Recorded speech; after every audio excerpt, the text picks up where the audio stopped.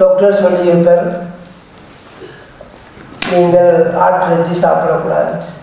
ஆனால் ஜெயமண்ண வாசமாக ஆட்டிறைச்சியை கொண்டு வந்து வச்சார். வெட்டி பார்க்காம இருக்குமா மாமிசம்? வெட்டி பார்க்கத்தான் செய்யும். பாலா மாஸ்டர் அங்கே ரோல்ஸாக ஊட்டி வச்சார், கண்ணாடிக்க வச்சார். போகிறவன் எல்லாம் ரோல்ஸை பார்க்கனா இல்லையா? பார்க்கத்தான் செய்யும். அப்போ நாங்கள் சொல்கிறது மாமிசம். ஏன் அவங்க அப்படி ஓடிட்டாங்க 2 பேர் மண்டா? அவங்க தவறு விட்டுட்டாங்கன்னு சொல்லுவாங்க.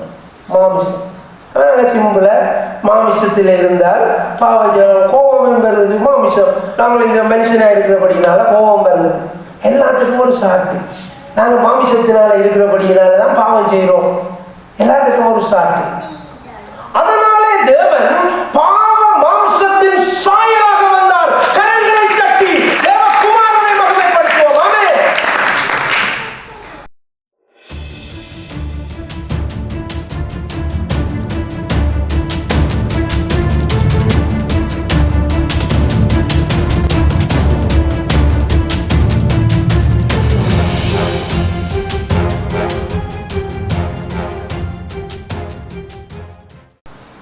எல்லாருக்கும் தலைவிதி ஒன்று இருக்குன்னு சொல்லுவாங்க.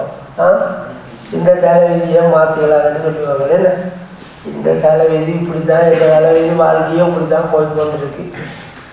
அவன் நாங்களும் எல்லாம் பிறகுகளை இன்ன ராசி இன்ன பலன் எல்லாம் பதிவு செய்து வைக்கிறாங்க.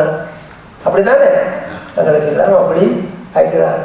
சிறைச்சாலையில் ஒரு நாளும் பேப்பர் எடுத்து பார்ப்பாங்க ராசி பலன். இந்த ராசிக்கு இந்த கிழமை திறம் பண்ணுவாங்க. ஆனால் 10 வருஷமாக சிறையில் இருக்கிறாங்க. ஒவ்வொரு யாரும் திறம் கொண்டு தான் வரும்.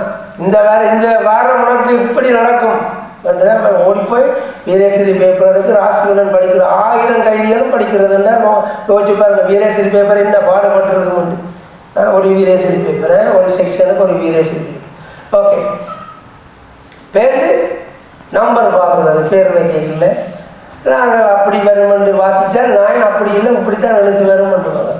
ஏன்னா நம்பர் நியூமாலஜி நம்பர்கள் பார்க்குறது, அங்கே தலைவிதியை மாற்றுறதுக்கு ட்ரை பண்ணுறது. சரி வீட்டையாவது கட்டைக்குள்ள அப்படி இப்படி கட்டி கொஞ்சம் நல்ல வரலாம்னு பார்க்குறது. எவ்வளோ சம்பவங்கள் நடக்குது இந்த பூமியில். வேற நாங்கள் ஏன் இப்படி இருக்கிறோம்னு பார்க்குறது. மாறுதா? ஏன் இது மாறாமல் கிடக்குது? அவன் பார்த்துட்டு சொல்லுவான், இன்னும் 3 வருஷத்துல எல்லா பிரச்சனையும் தீர்வு பண்ணுவாங்க. ஏன்னா அப்படிதானே அதெல்லாம் பார்க்குறது. வேறு கடைசியாக எங்கட முகத்தையை பார்த்து சொல்கிறாங்களா? என்ன மாதிரி பாப்பமா கண்ணாடியில் எங்கட முகத்தை பார்த்து சொல்கிறாங்க. முடியுதா இருக்குதான்னு எங்கிட்ட தலைவீதிகள் ஒன்று இருக்குதுன்னு சொல்லி நம்புகிறாங்க. பைபிளில் எப்படி இந்த காரியங்கள் வருகிறதுன்றத ஒரு விஷயம் பார்ப்போம். வாசிப்போம். ஏசாயா 47:13. உன் திரளான யோசனைகளினால் நீ இளைத்து போனாய். இப்பொழுதும் ஜோசியரும் நட்சத்திரம் பார்க்கிறவர்களும் அமாவாசை கணிக்கிறவர்களும் எழும்பி உனக்கு நேரிடுகிறவர்களுக்கு உன்னை விலக்கி ரட்சிக்கட்டும். ஒரு கோபம் எங்கே போகிற? சாஸ்திரம் பார்க்க போகிறேன். அப்போ சாஸ்திரக்காரனையை கொண்டு நீ உன்னை ரட்சித்துக்கணும். சாஸ்திரக்காரன் சொல்லுவான் அப்படி இல்லை. சாஸ்திரக்காரன் என்ன சொல்லுவான்? உனக்கு இப்படி கெட்ட காலம் இருக்கு, அதுக்கு நீ இந்த பரிகாரம் செய்யணும்னு சொல்லுவான். எல்லா பரிகாரமும் நடந்திருக்கா? அப்படின்னா நாங்கள் எல்லாரும் இந்த பூமியில ஒரு மனுஷனும் துன்பத்தோடய இருக்க மாட்டேங்குது. காலத்தை பார்த்தாச்சுது, கழிச்சாச்சுது. இப்போ கெட்ட காலம் போய் கொண்டு இருக்குது, ஓடிப்போய் பரிகாரம் செய்தாச்சுது, சந்தோஷமா வாழ்ந்தாச்சு. முடியுமா? ஆண்டவர் கோபத்தில் சொல்ற, நீ சாத்திரியிட்ட போய் கேள், நீயே எனக்கு உதவி செய்யன்னு கேளுன்னு சொல்லி ஆண்டவர் கோபத்தில் சொல்றேன். எங்களுடைய வாழ்க்கையில் சில விஷயங்களை மாற்றலாம கிடக்கு. எங்கள் வாழ்க்கையில் இருக்கிற சில காரியங்கள் மாறாம கிடக்கு. ஆனால் ஆண்டவர் அதற்கான வழிகளை வச்சிருக்கிற அவன் சொல்லுவோமா? மனுஷனால மாற்றினார். இன்றைக்கு எத்தனை பேர் தங்கள்கிட்ட இருந்த பணம், பொருள், நகைகள் எல்லாவற்றையும் இந்த ஜோசியம் பார்க்கிறவர்கள்ட்ட கொடுத்து ஏமாந்து போயிருக்கிறார். வாழ்க்கை அப்படின்னா எல்லாரும் இருக்கிறத கொடுத்துட்டு நல்லா வந்திருக்கணும். ஏன் வேற இல்லை. ஒன்றில் ஒன்று இருக்கு. வாசிப்போம். உபாகமம் 28:15. இன்று நான் உனக்கு விதிக்கிற உன் தேவனாகிய கர்த்தருடைய எல்லா கற்பனைகளின்படியும் கட்டளைகளின்படி நடக்க கவனமாய் இருக்கிறதற்கு அவர் சத்தத்திற்கு செவிகொடாதே போவாயாகில் இப்பொழுது சொல்லப்படும் சாபங்கள் எல்லாம் உண்மையில் வந்து உனக்கு பழிக்கும். இப்ப சாபங்கள் உங்களுடைய கண்ணீர் கவலைகளுக்கு காரணமே என்னையும் உங்களையும் உண்டாக்கின தேவனை மறந்து அவருக்கு பிரியமில்லாத செய்ய. இதை நானும் நீங்களும் இன்றைக்கு அறிஞ்சிருக்கிறோம். கரங்களை கடிதவனை மகிமைப்படுத்துவோமா? அறியாத ஜனங்கள் அதுக்குள்ளதான் கிடக்கிறாங்க, அந்த கிடங்குக்குள்ள, அந்த இருட்டுக்குள்ள இருக்கிறாங்க. ஏனென்றால் எல்லாருடைய தலைகள் மேலும் சாபங்கள் இருக்கின்றன, வேதனைகள் இருக்கின்றன. காரணம் மெய்யான தெய்வத்தை மறந்து அவர்களுடைய சத்தத்துக்கு செவி கொடாமல் இருக்கிறதுனாலே பிரியமானவர்கள். அதனால அந்த சாபங்கள் அவர்கள் மேலே இருக்கிறது. அவ்வளவு ஆபத்தான காரியம். மெய்யான தேவனை கண்டறியவன், ரெண்டாவது அவருடைய சத்தத்துக்கு செவி கொடுக்கும். இதைகள் எல்லாம் மாறும். ஆமை சொல்லுவோமா? ஆமை. அவங்களுடைய வாழ்க்கை அதான் அவங்க சொல்றாங்க, தலை விதி அல்லது விதி மாத்தியலாது என்று சொல்றதுக்கு காரணம் தான். அவங்க எப்ப மாறும் என்று சொன்னால் மெய்யான ஜீவனுள்ள தேவனிடத்தில் வரும் பொழுது, அவரை நோக்கி அப்பான்னு கூப்பிடும் பொழுது மாறும். கரங்களை தட்டி தேவன் மாற்றுவார். ஆமென் சொல்லுவோமா? ஆமென். ரோமர் 8:1-2 கவனிப்போம். ஆனபடியால் கிறிஸ்து இயேசுவுக்குட்பட்டவர்களாயிருந்து மாம்சத்தின்படி நடவாமல் ஆவியின்படியே நடக்கிறவர்களுக்கு ஆக்கினை தீர்ப்பு இல்லை. கிறிஸ்து இயேசுவினாலே ஜீவனுடைய ஆவியின் பிரமாணம் என்னை பாவம் மரணம் என்பவர்களின் பிரமாணத்திற்கு விடுதலை ஆக்கிட்டேன். அவன் நாங்கள் புரிஞ்சு கொள்ளணும். இந்த பூமியில வாழைக்குள்ள சாபத்தோட வாழ்வுமா இருந்தால் துக்கம், கவலை, கண்ணீர், கவலை, எல்லா பிரச்சனைகளும் அவைகளோட இருக்கும். பேரு செத்தாலும் விமோச்சனம் இருக்கா? செத்தாலும் நரகம். சாபத்தோடு நாங்கள் மரிப்போமா இருந்தால் செத்தாலும் நரகம். வடிவா பார்க்கணும். சத்தியம் ரோமர்ல வடிவா விளங்கப்படுத்தப்பட்டது. ஆனபடியால் கிறிஸ்து இயேசுவுக்குட்பட்டவர்களாய் இருந்து, இயேசுவினுடைய சபையிலே இயேசு கிறிஸ்துவுக்குள்ளே ரட்சிக்கப்பட்டதை ஏற்றுக்கொண்டு நாங்கள் வாழ்கிறவர்களாக இருந்து மாமிசத்தின்படி நடவாமல் ரட்சிக்கப்பட்டும் சண்டை பிடிக்கிறார்கள் இருக்கணும். சேர்ச்சுக்குள்ள சண்டைகள் இருக்கா இல்லையா? சேர்ச்சுக்குள்ள களவுகள் இருக்கா இல்லையா? இல்லாட்டியே உழவு சண்டைகள் வருது. பாசர் களப்படுத்திட்டாரு சபையில் உடைகிறதுக்கு காரணம் என்ன? பாசர் விபச்சாரம் செய்துட்டாரு சபையில் உடைகிறதுக்கு காரணம் என்ன? கிறிஸ்துவுக்குள்ள இருந்து மாமிசத்தின்படி நடக்கிறது. கோபம், சண்டை, சச்சரவு, பழி வாங்குறது, எவ்வளவு காரியங்கள் இருக்கிறது மனுஷனுக்குள்ளே. அப்ப கிறிஸ்துவுக்குள்ள இருந்து ஆண்டவருடைய சபைக்கு உள்ள இருந்து மாமிசத்தின்படி நடந்தால் பிரயோஜனம். மாமிசத்தின்படி நடவாமல் ஆவியின்படி நடக்கிறவர்களுக்கு ஆக்கினை தீர்ப்புகளை கரங்களை கட்டி தேவனை மகிமைப்படுத்துவோம். ஆமென். அப்ப பரலோகம் நிச்சயம், கன்ஃபார்ம். நாங்கள் ஆவியின்படி நடப்போம். ஆண்டவருடைய கனி கொடுக்கிற பிள்ளைகளாக இருக்கும். கீழ்ப்படிவு, சாந்தம், சமாதானம், அன்பு, நீடிய பொறுமை. இந்த நீடிய பொறுமை இல்லாதாலேயே குடும்பத்தில் எத்தனை பிரச்சனை வருது பாருங்க. அற்ற குறையா விளங்கி கொண்டு சண்டைக்கு போறோம். என்ன கதைக்கிறது, என்ன சொன்னதே விளங்காது. நீடிய பொறுமையா இருப்பான். மனுஷனை தான் மனுஷி ஏசுது வையுங்கள். மனுஷன் காதல விழுகுது, மனுஷி ஏசுறது விழுகுது. நீடிய பொறுமையா இருந்தா பிரச்சனை முடிஞ்சுது. இப்ப என்னடி சொன்னீங்க நுழைஞ்சு போனா என்ன நடக்கும்? 2 பேரும் கட்டிப்பிடிச்சு உருள வேண்டியதுதான். பிள்ளைகள் திக்கி திசை தெரியாமல் ஓட வேண்டியது. ஆண்டவருடைய சபையில் இருக்கிற பிள்ளைகள் இயேசுவுக்கு உட்பட்டவர்களாக இருந்து ஆவியின்படி நடக்கும். ஆமென் சொல்லுவோமா? ஆமென். 2ஆம் வசனத்தை மீண்டும் வாசிப்போம். 2ஆம் வசனம். கிறிஸ்து இயேசுவினாலே ஜீவனுடைய ஆவியின் பிரமாணம் என்னை பாவம் மரணம் என்பவைகளின் பிரமாணத்தினின்று விடுதலை ஆக்கிற்று. முதலாவது நாங்கள் பார்த்தோம், நியாய பிரமாணத்தை மீறுவது பாவம், கர்த்தருடைய சத்தத்தை மீறுவது சாபத்தை கொண்டு வரும் என்று பார்த்தோம். உபாகமத்திலே 28ஆம் அதிகாரத்திலே இங்க நாங்கள் பார்க்கிறோம், கிறிஸ்து இயேசுவினாலே ஜீவனுடைய ஆவியின் பிரமாணம். அப்புறம் புதிய புத்தகம் ஒன்று வருது, அதுக்கு பேர் புதிய புத்தகமா, புதிய ஏற்பாடு. ஜீவனுடைய ஆவியின் பிரமாணம் என்னை பாவம் மரணம் என்பவர்களின் பிரமாணத்தின் என்று விடுதலை ஆகிற்று. அப்ப அங்க இருக்கிற சாபம் இயேசு கிறிஸ்துவனுடைய ஆவியின் பிரமாணத்தினாலே நானும் நீங்களும் விடுதலையாக இருக்கிறோம். கரங்களை தட்டி இயேசுவை மகிமைப்படுத்துவோம். ஆமென். அப்ப ஒரு சம்பவம் நடந்தால் எப்படி நாங்கள் இங்கே இருந்தோண்டு புத்தகங்களை வாசிக்கணும். அந்த காலத்துல காந்தி போராடினார், விடுதலை கிடைச்சது. அல்ஜீரியாவில் ஒரு விடுதலை கிடைச்சது. எத்தனையோ நாடுகள்ல, பல நாடுகள்ல விடுதலை கிடைச்சது. பிரிட்டிஷ் சாம்ராஜ்யத்திலிருந்து விடுதலை கிடைச்சது என்றால் இனி அங்க போய் படிக்குவோம். புத்தகத்தை எடுத்து படித்தால் எத்தனை பேர் அதில் ரத்தம் செஞ்சு சேர்த்திருப்பாங்க, எத்தனை பேர் யுத்தம் பண்ணி இருப்பாங்க, எத்தனை பேர் கோஷம் எழுப்பி சிறையில் இருந்திருப்பாங்க, எத்தனை பேர் சிறையிலேயே மடிஞ்சிருப்பாங்க. சும்மாயே ஒரு புத்தகம், இந்த நாட்டின் விடுதலை புத்தகம் கொண்டு வாய்ச்சா விளையாட்டா எவ்வளவு சம்பவங்கள் நடந்து முடிஞ்சிருக்கும்.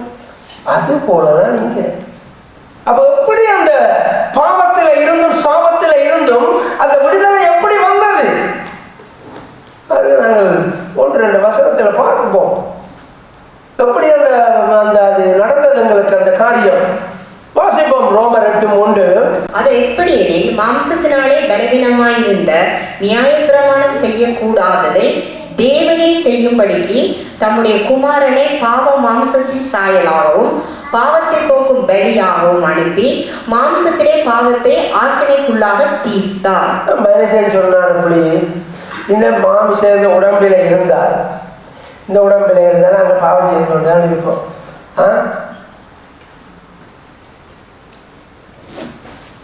டாக்டர் சொல்லியிருப்பார், நீங்கள் ஆட்டிறைச்சி சாப்பிடக்கூடாது. ஆனால் ஜெயமண்ண வாசமா ஆட்டிறைச்சியை கொண்டு வந்து வச்சார். வெட்டி பார்க்காம இருக்குமா மாம்சம்? வெட்டி பார்க்கத்தான் செய்யும். பாலா மாஸ்டர் அங்கே ரோல்ஸா ஊட்டி வச்சார், கண்ணாடிக்க வச்சார். போகிறவன் எல்லாம் ரோல்ஸை பார்க்கனா இல்லையா? பார்க்கத்தான் செய்யும். அப்போ நாங்கள் சொல்றது மாமிசம். ஏன் அவங்க அப்படி ஓடிட்டாங்க 2 பேர் மட்டும்? அவங்க தவறு விட்டுட்டாங்கன்னு சொல்லுவாங்க. மாமிசம் சிம்பிள மாமிசத்தில் இருந்தால் பாவம், கோபம் வருது. மாமிசம் நாங்கள் இந்த மனுஷனா இருக்கிறபடினால கோபம் வருது. எல்லாத்துக்கும் ஒரு சாட்டு. நாங்கள் மாமிசத்தினால இருக்கிறபடியினால தான் பாவம் செய்கிறோம். எல்லாத்துக்கும் ஒரு சாட்டு. அதனாலே தேவன் பாவ மாம்சத்தின் சாயலாக வந்தார். கரங்களை தட்டி தேவகுமாரனை மகிமைப்படுத்துவோம். ஆமென். பாவ மாம்சத்தின் சாயலாக இயேசு. அதனாலதான் இந்த மனிதனாக இந்த உருவம் எடுத்து அவர் பிறந்தார். நாங்கள் சாட்டு போக சொல்லக்கூடாது. இன்னைக்கு ரட்சிக்கப்பட்ட நாங்கள் எவ்வளவு பாவத்திலிருந்து விடுதலை அடைஞ்சிருக்கிறோமா இல்லையா? ஆமென், ஆமென். அதனால நாங்கள் பூரணமாக கொண்டே இருப்போம். பரிபூர்ணமாக அது எங்களுக்கு தெரியும். ஆனால் நாங்கள் அதை நோக்கி போய்கொண்டே இருப்போம். பரிசுத்தமா இருக்கிறவன் இன்னும் பரிசுத்தமா இருக்கட்டும், நீதி செய்கிறவன் இன்னும் நீதி செய்யட்டும். வெளிப்பாடுகள் எழுதப்பட்டிருக்கு. நாங்கள் முன்னேறி கொண்டு இருப்போம். பரிசுத்தத்திலே, நீதியிலே, எல்லாத்திலையும் முன்னேறி கொண்டே இருப்போம். இதான் நம்மளுடைய காரியம். இப்ப இயேசு ஏன் மாம்சத்தில் பிறந்தார் என்றால், இந்த மாம்சத்தில் மனுஷன் பாவம் செய்தபடியினால அதே மாம்சத்தில் அவர் பிறந்து எங்களுக்கு அந்த விமோச்சனத்தை பெற்று தந்தார்.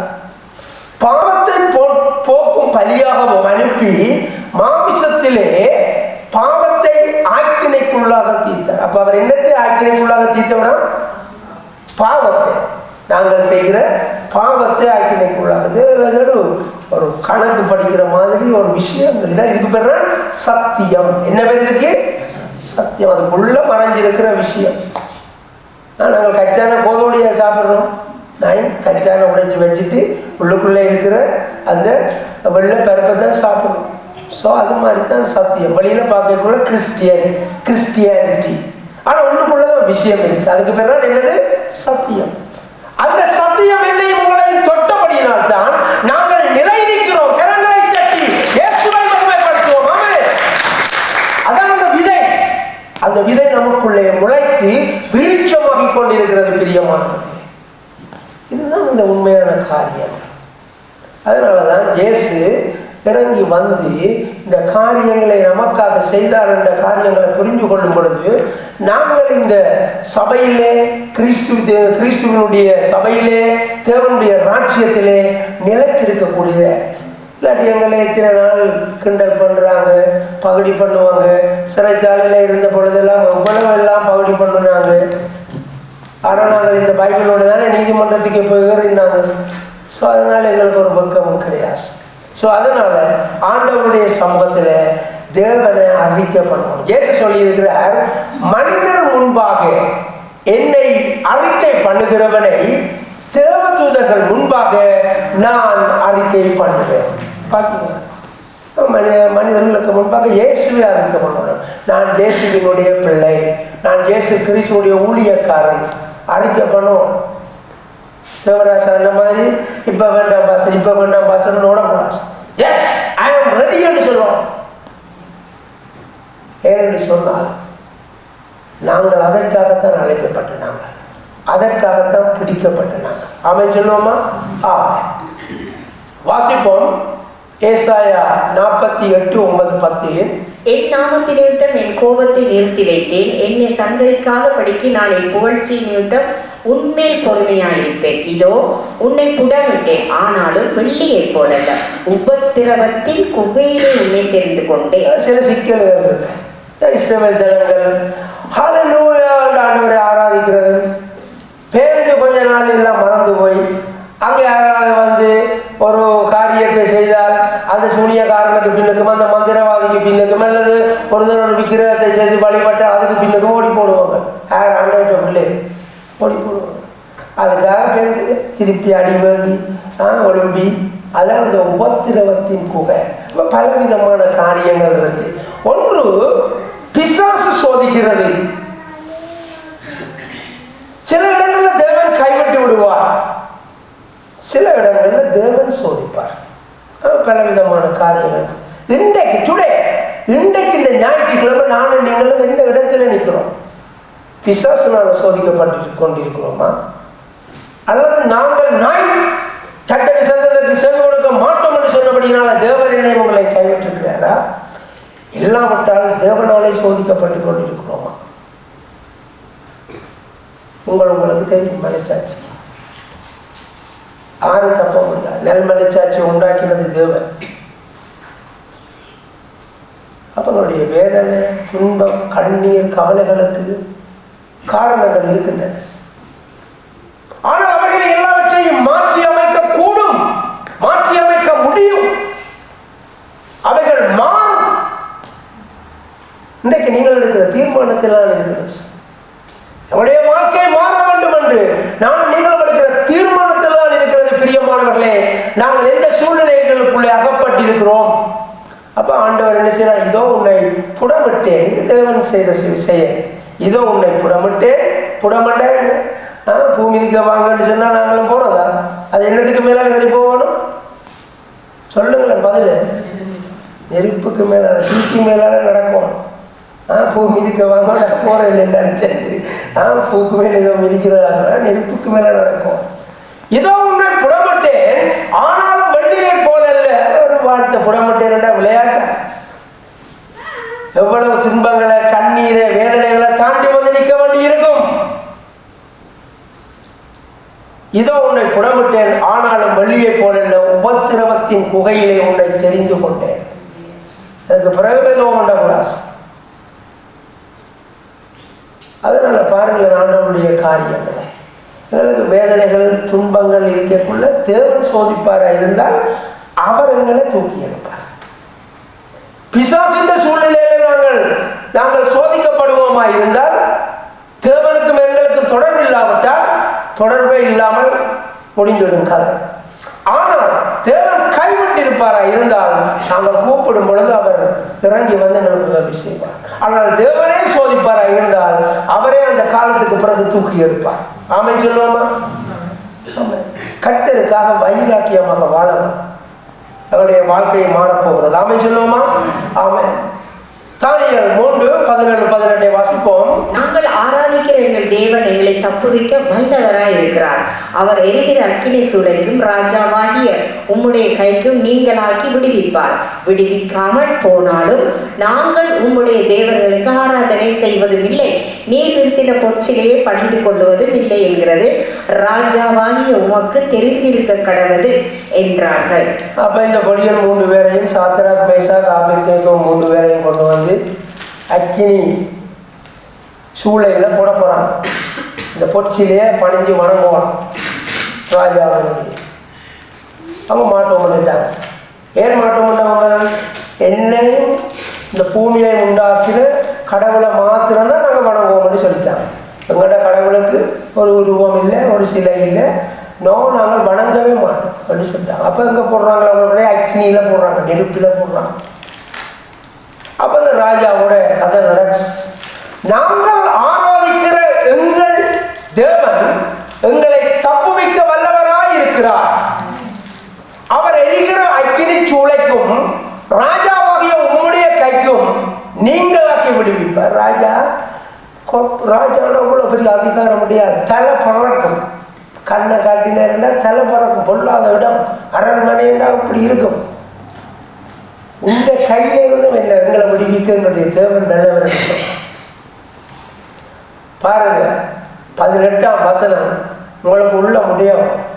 விடுவிக்காமல் போனாலும் நாங்கள் உம்முடைய தேவர்களுக்கு ஆராதனை செய்வதும் இல்லை, நீர் நிறுத்தின பொற்றிலையை பணிந்து கொள்வதும் இல்லை, கரங்களை தட்டி தேவனை மகிமைப்படுத்துவோம். ஆமென். எல்லாம் அறிக்கை. எனக்கு வந்து சொன்னாங்க, எனக்கு மரண தண்டனை நீதிமன்றத்தில் கூப்பிட்டு வந்து சொன்னாங்க, யாரும் சிறைச்சாலை அதிகாரி கூப்பிட்டு சொன்னால் ஃபேக்ஸ் வந்திருக்கு, உனக்கு வார 10ஆம் தேதி மரண தண்டனை வழங்க இருக்கிறாங்க, ஆயுள் முழுக்க நீ சிறையில் இருக்க போகிறேன். நான் சொன்ன பரவாயில்லை, ஆனால் இயேசு கிறிஸ்து அவரை நான் விசுவாசிக்கிறேன், அவர் எனக்கு அதை அனுமதிச்சா பரவாயில்லை என்று சொல்லி சொன்னேன். ஆனால் அதை அங்கே ஆஃபீஸில் காய்ச்சிட்டு நான் வந்து மீண்டும் ஜெப அறையில் நாங்கள் ஜெபம் பண்ணி கொண்டு நிற்கக்குள்ள அந்த என்னோட இருந்த சகோதரர்கள் ஒருவர்கள் எல்லாரும் கேட்டுச்சினோம், உங்களை ஏன் கூப்பிட்டவங்க அப்போ தெரியுமா? கூப்பிட்டா ஒரு வில்லங்கமான விஷயம் ஒன்று தெரியும். வருவாங்க 2-3 பேர் வந்து தான் கூட்டிக் கொண்டு போவாங்க, கொண்டு திருப்பி கொண்டு வந்து 2-3 மணி விடுவாங்க. அப்போ எல்லாருக்கும் தெரியும் இன்னொரு முக்கியமான விஷயம். நான் இப்படி எனக்கு இப்படி வார 10ஆம் தேதி இப்படி இதாகன்னு சொல்லுவாங்க. அந்த ஒரு நிமிஷம் ஒரு சகோதரன் அப்படியே கண்களை மூடி அப்படியே நடுங்க துவங்கினான். அப்படியே சொன்னான், சகோதரனை உனக்கு பக்கத்தில் இயேசு கிறிஸ்து நிற்கிறத நான் பார்க்குறேன், அவர் சொல்றார் அவங்க சொன்னதெல்லாம் பொய் என்று சொன்னதுன்னு சொல்லி சொன்னார். அந்த சகோதரனுக்கு அந்த அபிஷேகம் 7 நாள் அந்த சிறைச்சாலையில் இப்படித்தான் நடந்திருக்கோம். அப்படி அந்த அபிஷேகம், இயேசுவை கண்ட அபிஷேகம். மரண தண்டனை மாறினதா இல்லையா? திடீரென்று 14ஆம் தேதி 4 நாளைக்கு பிறகு 14ஆம் தேதி தான் டேட், 4 நாளைக்கு முதல் என்னை கொண்டு வந்து சிறைச்சாலையில கொண்டு வந்து நீதிமன்றத்தில் கலைச்சு விட்டாங்களா இல்லையா? அவ்வளோன்னு சொல்லி கரங்களை உடைய தலைவனுக்கு ஆண்டவர் மாற்றுவரா இல்லையா? உடைய விதியை ஆண்டவர் மாற்றுவரா இல்லையா? உங்கள் மேல் இருக்கிற சாபங்களை ஆண்டவர் மாற்றுவரா இல்லையா? ஆமென். உடைய தேவன் மாற்றுவார். எந்த சூழ்நிலையிலும் நாங்கள் அவரை பணிந்து கொள்ளலாம், அவருடைய நாமத்தை மகிமைப்படுத்துவோம், அவருடைய நாமத்தை அவமானப்படுத்தக்கூடாது, சாட்சி இல்லாமல் இருக்கக்கூடாது, தேவனுடைய நாமத்துக்காக வாழலாம். வாசிப்போம் தானியேல் 3:25. அதற்கு அவன், இதோ 4 பேர் விடுதலையாய் அக்கினியில் நடுவிலே உலாவுகிறதை காண்கிறேன், அவர்களுக்கு ஒரு சேதமும் இல்லை, 4ஆம் ஆளின் சாயல் தேவபுத்திரனுக்கு ஒப்பாய் இருக்கிறது என்றார். அப்ப அக்கினி சூளைக்குள்ள இவங்க 3 பேரையும் போட்ட உடனே அதுக்குள்ள தேவன் ரங்கி உள்ளாகுகிறத நாங்கள் பார்க்கணும். ஒருவரும் கலங்க வேண்டாம், உங்களோட தேவன் இருக்கிறார். ஆமென் சொல்லுங்க. ஆமென். உங்கள் மத்தியில தேவன் இருக்கிறார். உங்களை தப்புவிக்க அவர் நல்லவராய் இருக்கிறார். உங்களுடைய கண்ணீரை துடைப்பார், உங்களுடைய வேதனைகளையும் மாற்றுவார். அவர் ஜீவன் உள்ள தேவன். ஆமென் சொல்லுவோமா? மனுஷனுக்கு பயன்படுத்தார், ஒன்றுக்கும் வெக்கப்படக்கூடாது. ஜீவனுள்ள என்னை உங்களை உண்டாக்கின தேவனை நோக்கி பார்க்கிறோம். இதுதான் அந்த உண்மையான காரியம். 4ஆம் ஆணின் சாயல் தேவ புத்திரனுக்கு ஒப்பாயிருந்து ஆண்டவர் நம்மோட உலாவுகிறவராயிருக்கிறார். வாசிப்போம் 1 கொரிந்தியர் 10:13. மனுஷருக்கு நேரிடுகிற சோதனையை அல்லாமல் வேறு சோதனை உங்களுக்கு நேரிடவில்லை. தேவன் உண்மை உள்ளவராய் இருக்கிறார். உங்கள் திராணிக்கு மேலாக நீங்கள் சோதிக்கப்படுவதற்கு அவர் இடம் கொடாமல் சோதனையை தாங்கத்தக்கதாக சோதனையோடு கூட அதற்கு தப்பிக்கொள்ளும்படியான போக்கையும் உண்டாக்குவார். அப்ப இந்த இடத்துல நாங்கள் பார்க்கின்ற காரியம், தேவன் ஒரு சோதனையை கொண்டு வருவராய் இருந்தால் அல்லது பிசாசு ஒரு சோதனையை கொண்டு வருவதை உண்மையான தேவனுக்கு கீழ்ப்படுகிற பிள்ளைக்கு இயேசுவுக்கு நடந்ததா இல்லையா? பிசாசு சோதித்தவனா இல்லையா? இப்போ தேவன் கைவிடவில்லை. ஆனால் இயேசு தேவனை அறிக்கை பண்ணினார். அப்படித்தான் நாங்கள் இருக்கோம். சோதனையான வேதனையான சூழ்நிலையிலும் நாங்கள் தேவனை அறிக்கை பண்ணோம். வெக்கப்படக்கூடாது. அது வெக்கப்படுற மாதிரி தான் இருக்கும் சூழல்கள். ஆனால் நானும் நீங்களும் அந்த நேரத்தில் வைராக்கியமாக சொல்லுவோம். நாமே சொல்லுவோமா? ஆமா, என்னுடைய தேவன் என்னை விடுவிக்க வல்லமை உள்ளவர் என்று சொல்லுவோம். என்னுடைய வாழ்க்கையை தேவன் மாற்றுவார் என்று சொல்லுவோம். என்னுடைய வாழ்க்கையை இயேசு உயர்த்துவார் என்று சொல்லுவோம். அதான் நம்முடைய விசுவாச அறிக்கை. தேவன் உண்மை உள்ளவராயிருக்கிறார். உங்கள் திராணிக்கு மேலாக நீங்கள் சோதிக்கப்படுகிறதற்கு அவர் இடம் கொடாமல் சோதனையை தாங்கத்தக்கதாக சோதனையோடும் கூட அதற்கு தப்பித்துக் கொள்ளும்படியான போக்கையும் உண்டாக்குவார். யாருக்குன்னு சொன்னால் தேவனுக்கு பயந்த ஜனங்களுக்கு, தேவனை நேசிக்கிற ஜனங்களுக்கு, கர்த்தருக்கு செவி கொடுக்கிற ஜனங்களுக்கு. ஏன்னா உபாகமத்தில் பார்த்தோம், செவி கொடுக்காத ஆட்களுக்கு டெங் டெங் டெங் டெங் டெங்கு பெண்ணாம்பரிய லிஸ்ட் ஒன்று கொடுத்து இந்த சாபத்துக்கு யார் பொறுப்பு? கர்த்தர் இல்லை. யார் பொறுப்பு? நீங்களே பொறுப்புன்னு சொன்னாச்சு. உபாகமம் 18:27. வாங்க வாங்க வாங்க, கானான் தேசத்துக்கு வாங்க, இந்தாங்க திறப்பு. நீங்க இப்படி வந்தால் ஆசீர்வாதம், இப்படி வந்தால் நான் பொறுப்பில்லை. சிஸ்டத்தை ஆண்டவர் உருவாக்கி விட்டு போட்டேன். அவ்வளவு. அதனால மேலே ஒரு வசனம் பார்த்தோம், கிறிஸ்துவுக்குள்ள இருந்து மாமிசத்திலே நடந்தால் வேற கதை, கிறிஸ்துவுக்குள்ள இருந்து ஆவியில நடந்தால் வேற கதை. அப்ப நாங்கள் ஆசீர்வாதங்கள் என்ன செய்ய போறோம்? மாமிசத்தில் நடந்து அன்றாடம் வீட்டில் உப்புக்கும் புளிக்கும் சண்டை பிடிச்சு கொண்டு வர போறீங்களா? இல்லாவிட்டால் ஆவியில ஏன் ஜெபம் பண்ண வர்றா இல்லைன்னு சொல்லி சண்டை பிடிக்க போறீங்களா? சேர்த்துக்கு போக வாரா இல்லைன்னு சண்டை பிடிக்க போறீங்களா? ஆவிக்குரிய பிள்ளைகளாக வளர்ந்து கொண்டிருப்போம். தேவன் நமக்காக யுத்தம் பண்ண ஆயத்தமாக இருக்கிறார். நம் மத்தியிலே அவர் வாழ்ந்து கொண்டிருக்கிறார். நமக்காக பெரிய காரியங்களை செய்ய அவர் உதவி செய்ய ஆயத்தமாக இருக்கிறார். ஆண்டவர் நம்முடைய வேதனைகள் சோதனைகள் நேரத்தில் தப்பித்துக் கொள்ளும்படியான வாசல்களை அவர் எப்பொழுதும் திறந்து வைத்திருப்பார். எங்களை தூக்கி எடுப்பார். மறக்கக்கூடாது. ஆண்டவருடைய பிள்ளைகளாக வாழலாம். இப்ப நாங்கள் இந்த பிரசங்கத்தினுடைய இறுதி பகுதிகளுக்குள்ளே நுழைந்து கொண்டிருக்கிறோம். இயேசு எப்படி இந்த சாபத்தை மாற்றினார்? வாசிப்போம். கலாத்தியர் 3:13. மரத்திலே தூக்கப்பட்ட எவனும் சபிக்கப்பட்டவன் என்று எழுதியிருக்கிறபடி கிறிஸ்து நமக்காக சாபமாகி நியாயப்பிரமாணத்தின் சாபத்திற்கு நம்மை நீங்களாக்கி மீட்டு கொண்டார். அப்ப அந்த காலத்துல மரண தண்டனை கொடுத்தால் சபிக்கப்பட்டவர்களே எல்லாரும் சொல்லுவாங்க.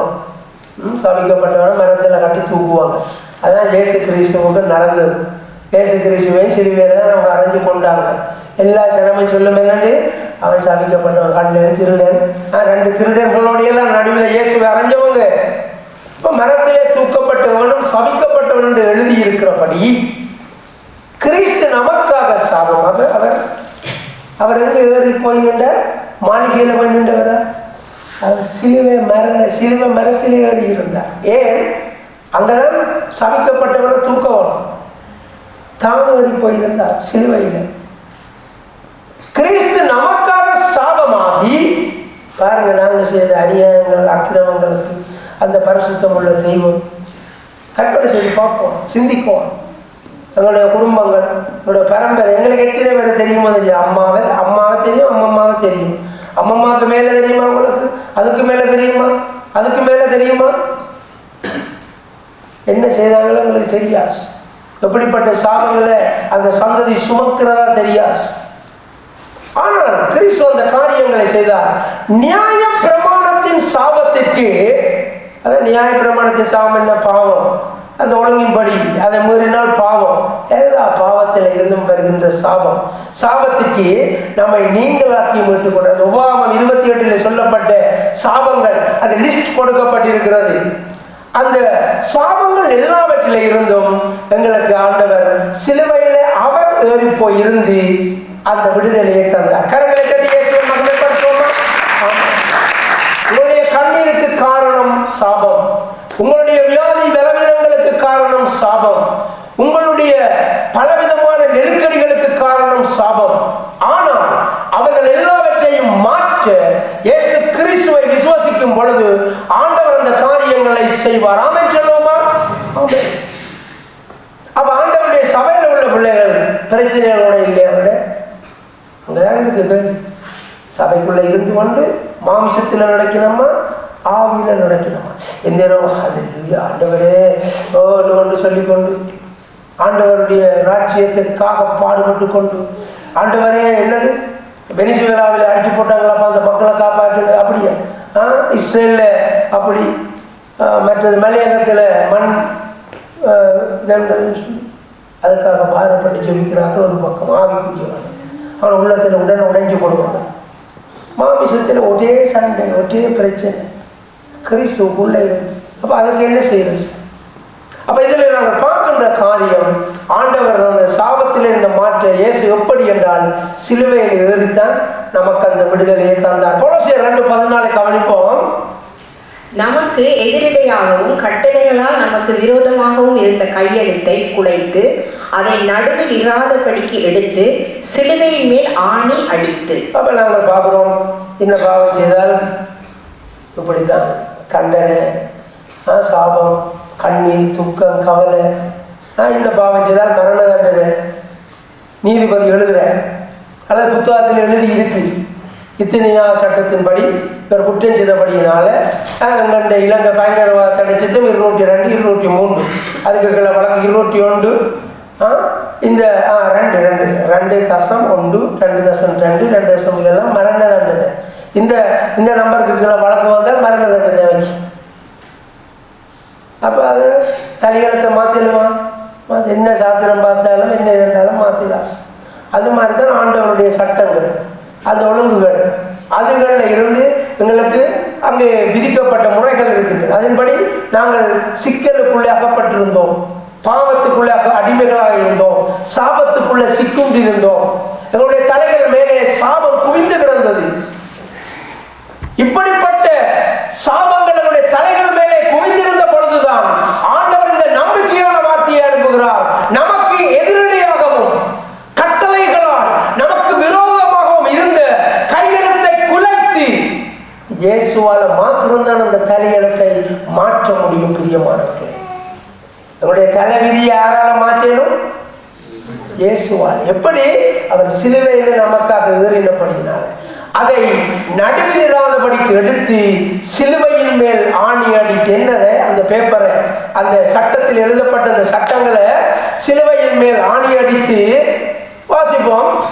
துரைத்தனங்களையும் அதிகாரங்களையும் உறிந்து கொண்டு வெளியரங்கமான கோலமாக்கி அவைகளின் மேல் சிலுவையிலே வெற்றி சிறந்தார். எங்களுக்கு மேல துரைத்தனம், அதிகாரம். இதுக்கு என்ன அதிகாரம்?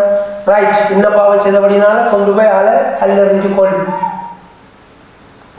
அந்த துரைத்தனம், அந்த அதிகாரங்கள் ஒன்றும் எங்களுக்கு மேல இப்ப இல்லை. ஏனென்றால் இயேசு அவைகளின் மேலே சிலுவையிலே வெற்றி சிறந்தார். ஆமென். என்னுடைய தலையெழுத்தை 1ஆம் வசனத்துல பார்த்தோம். நீ உண்ட தலையெழுத்தை மாத்துறதுக்கு உனக்கு குறி சொல்றவனுடைய போய் கேள், உனக்கு சாத்துவன் சொல்றவனுடைய போய் கேள், எனக்கு ரட்சிக்கிறதுக்கு உதவி செய்ய என்று சொல்லி. முடியுமா அவனால? சாத்திரம் சொல்றவனாலே முடியாது, குறி சொல்றவனாலே முடியாது, எந்த மாந்திரிகக்காரனாலே முடியாது. அதான் உண்மை. இயேசு கிறிஸ்து எனக்காக உங்களுக்காக சிலுவையிலே மறைத்தபடியினால்தான் அந்த சாபங்களுக்கு நீங்களாக நாங்கள் விடுதலையாக இருக்கிறோம். ஆமென் சொல்லுமா? இந்த வருஷம் நம்முடைய வாழ்க்கை மாறட்டுமா? ஆமென். எழுந்து நிற்போம். மாற வேணும். ஆமென். எழுந்து நிற்போம். எல்லா பழைய கண்ணீர், கவலை, துக்கம், சாபம் எல்லா கடன் பிரச்சனைகள், வேதனைகள், பிள்ளைகளால பிரச்சனை, கணவனால, மனைவியால, சொல்லு கேளாத பிள்ளைகளால எல்லா காரியங்களையும் மாற்ற இயேசு கிறிஸ்துவால கூடும். ஆமென், ஆமென். எங்கள் மேலே இருக்கிற சாபங்கள் எல்லாம், என் மேலே இருக்கிற சாபங்கள் எல்லாம், எங்கள் சந்ததிகள் மேலே இருக்கிற சாபங்கள் எல்லாம், எங்கள் குடும்பங்கள் மேலே இருக்கிற சாபங்கள் எல்லாம் இயேசு கிறிஸ்து சிலுவையிலே அவர் வெற்றி சிறந்திருக்கிறார். அவைகளை நீங்களாக்கி எங்களுக்கு விடுதலை தந்திருக்கிறார். எல்லா சாபங்களும் இன்றோடு இயேசு கிறிஸ்துவின் நாமத்தினால் எங்களை விட்டு விலகி போகிறபடியால் நன்றி.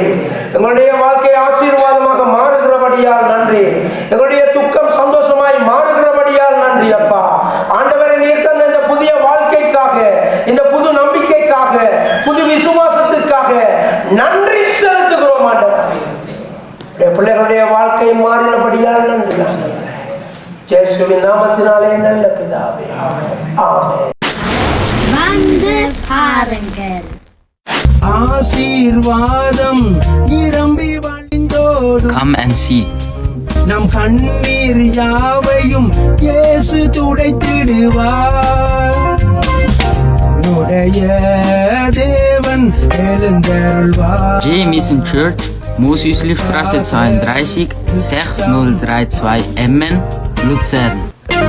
Halleluja, Halleluja, அவருக்கே மகிமை. Halleluja, Halleluja, அவருக்கே கனமும். Halleluja, Halleluja, அவருக்கே துதிகள். Halleluja, Halleluja, அவருக்கே புகழ்ச்சி. உடைய தேவன் எழுந்தருள்வார்.